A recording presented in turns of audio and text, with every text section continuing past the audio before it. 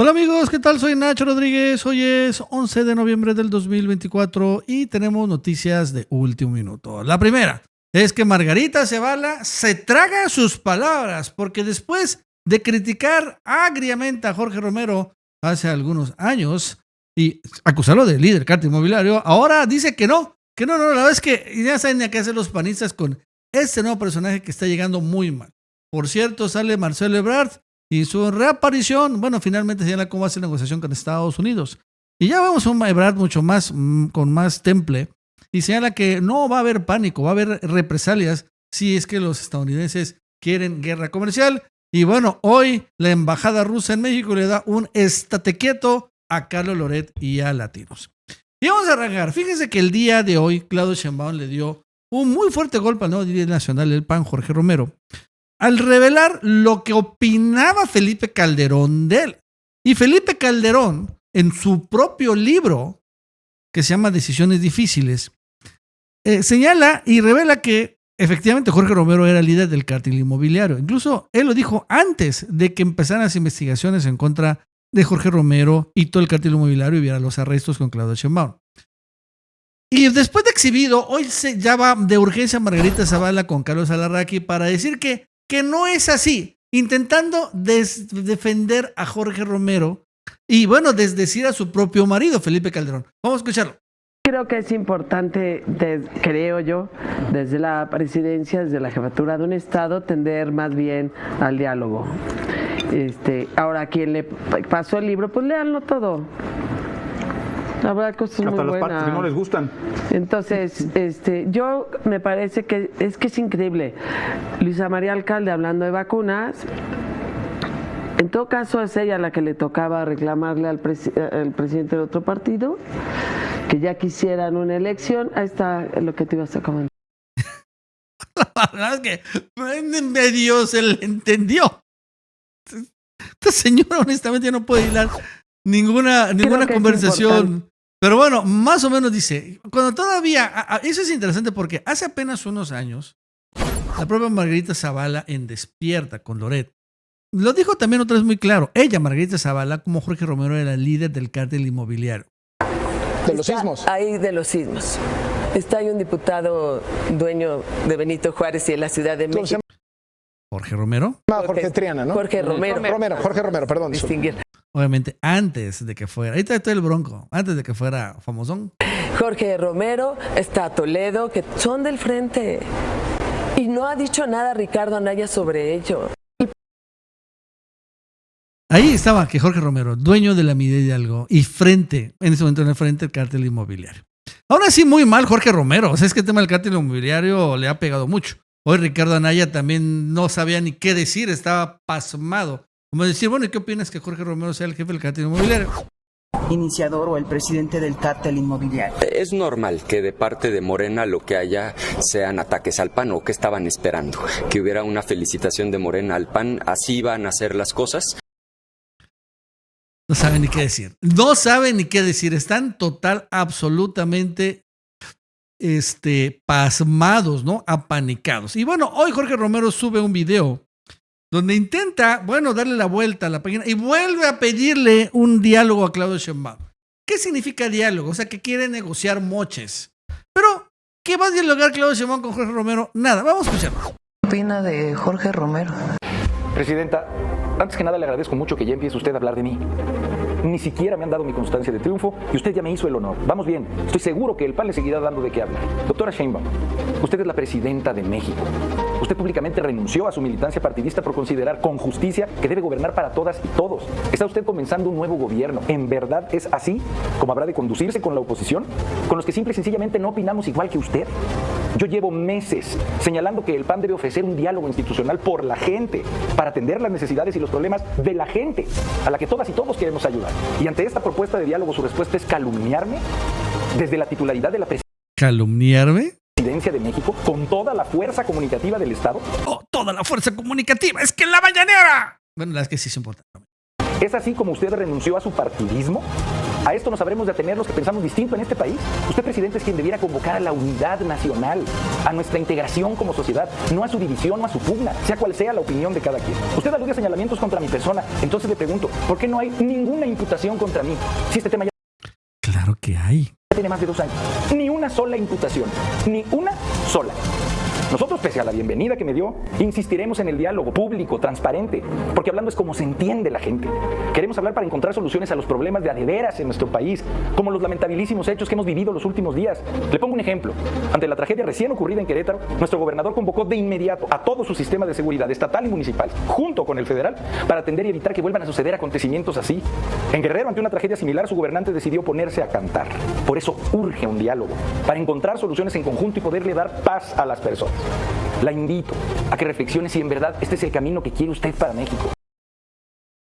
Diálogo. ¿Qué significa diálogo para ellos? Moche. Que ellos quieren sentarse con los y decir, sí, ok, muy bien, a ver, ¿cuánto me vas a dar por mis votos? Que no necesitas porque tienes mayoría calificada. En fin, la verdad es que veo a un Jorge Ramón súper desesperado. Es que arrancó muy mal.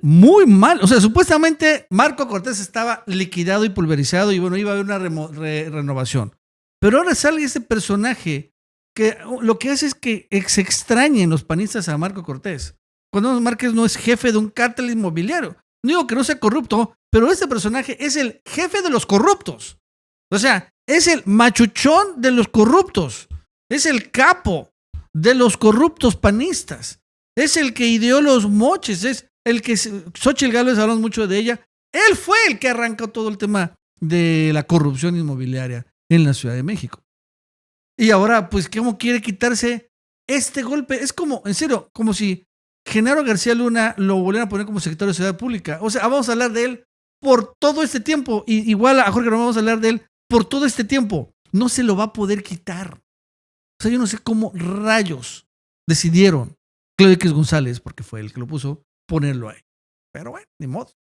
En otro tema, bueno, pues ya sigue subiendo el tono de las amenazas en Estados Unidos de Trump contra México. Pero bueno, la verdad es que 2024 me visito 2016, acuérdense que llegó Trump primero. Y bueno, Ebrard ha sido ya claro en algo que yo coincido de acuerdo. Que bueno, ante las amenazas de aranceles, México responderá con represalias y se desatará una guerra comercial. Si es lo que quiere, eso es lo que habrá. México responderá con represalias al presidente electo de Estados Unidos si decide poner un arancel generalizado al 25% de las importaciones a productos mexicanos, violando, por cierto, todo el TEMEC. Si tú aplicas a mí 25% de arancel, yo tengo que reaccionar con aranceles y soy tu principal importador junto con Canadá. Y si tú me pones aranceles, nosotros también vamos a poner aranceles. ¿Y eso a qué te lleva? Pues a un costo gigante para la economía estadounidense. Sí, también para la economía mexicana, pero también para la economía estadounidense. Esto es importante porque, o sea, estas amenazas son válidas si solo afectarían a Estados Unidos, digo a México. Pero la verdad es que no solo afectan a México, afectarían a Estados Unidos.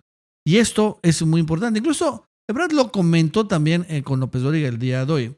Señaló que el efecto sería inmediato para la economía estadounidense. ¿Cuál es el efecto inflacionario?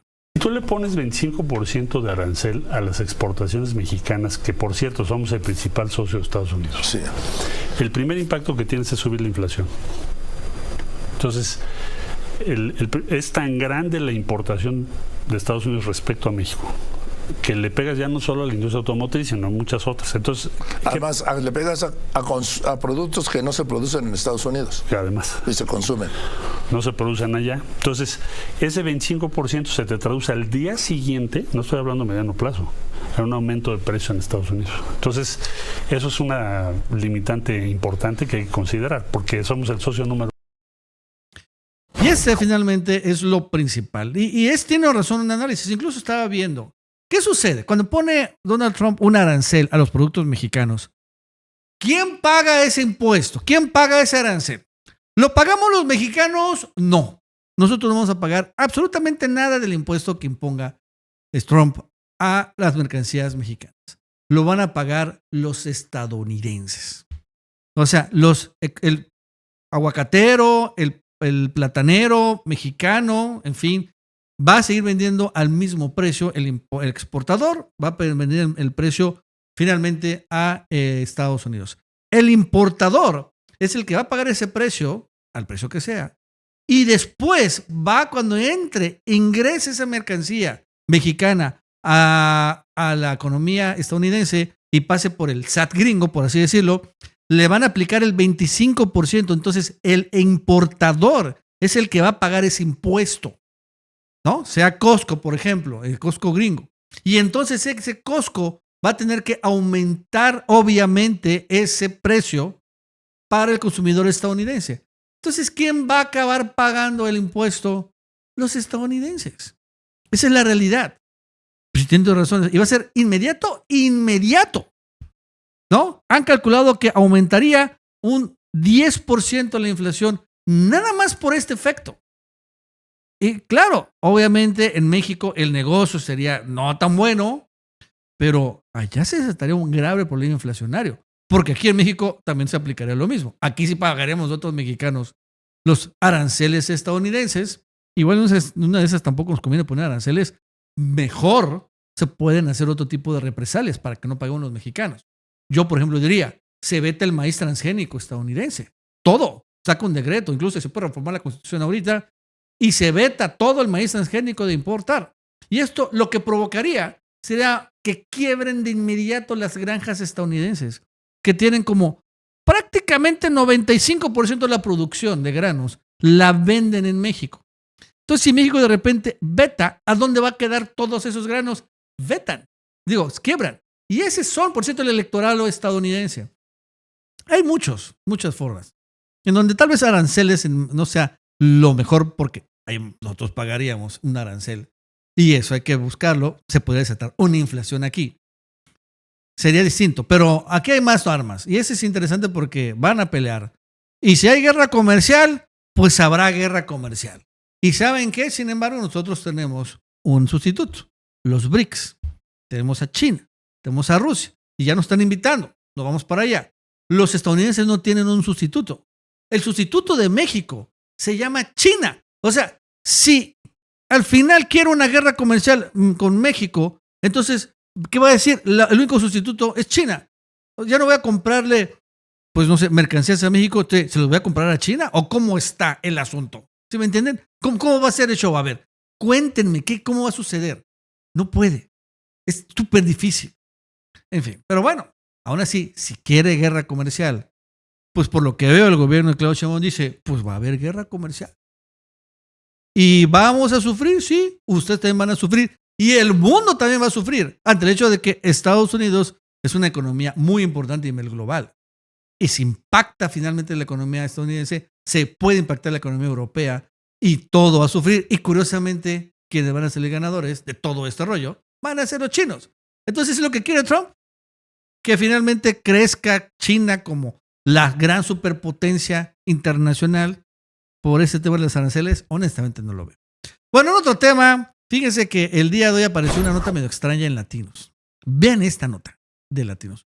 Cuadros políticos de Morena operan para Rusia. Buscan fortalecer la presencia y la propaganda de Kremlin en México. ¿What? ¿Qué? ¿Cómo? Dice que el gobierno de Rusia ha fortalecido su presencia en México a través de canales diplomáticos y con la ayuda de simpatizantes de Morena, que son la base de una organización que impulsa la imagen y propaganda del Kremlin en el país. El Centro de Integración y Cooperación de Rusia y América Latina, financiado por el gobierno de Putin, empezó operaciones en México el pasado 4 de junio. Actualmente dirigido por cuadros políticos afines a Morena, que han sido promotores del voto para Delfina, Clara y Claudia Sheinbaum. ¡Órale! ¡Órale! Así que ya está la influencia. Y sacan un reportaje, yo vi, y por ejemplo ponen que hay algunas personas, por ejemplo, esta que está aquí, está esta muchacha que cobra, ok. Aquí están en la embajada rusa, por cierto yo la conozco también. Esos son los nuevos, ¿no? Que trabajan con Clara, con Claudia, etcétera. Aquí hay otra persona. En fin, y ahí van sacando, ¿no? Por cierto, gente que yo realmente no conozco, pero bueno. Pues, ¿qué pasa? Lo curioso es que hoy le responde la embajada rusa. Y la verdad es que me encanta cómo tuitea la embajada rusa. Embajada Rusia investiga. El consumo excesivo de micheladas puede llevar a alucinaciones informativas. No abusen. ¿Y por qué dice eso? Porque hace unos meses Latinos sacó este reportaje. Rusia aumenta aranceles de la importación de cerveza de países inamistosos. Y entre ellos pone a México. Pero México no es un país inamistoso con Rusia. Y entonces pone así, 3 micheladas después, Latinos investiga. Cuadros políticos de Morena operan para Rusia. Buscan fortalecer la presencia y la propaganda del Kremlin en México. Así que por eso el exceso de micheladas, ¿no? Ya le pegó a Loretito y compañía. Muy buena respuesta. Bueno, amigos, eso es todo. Hasta luego.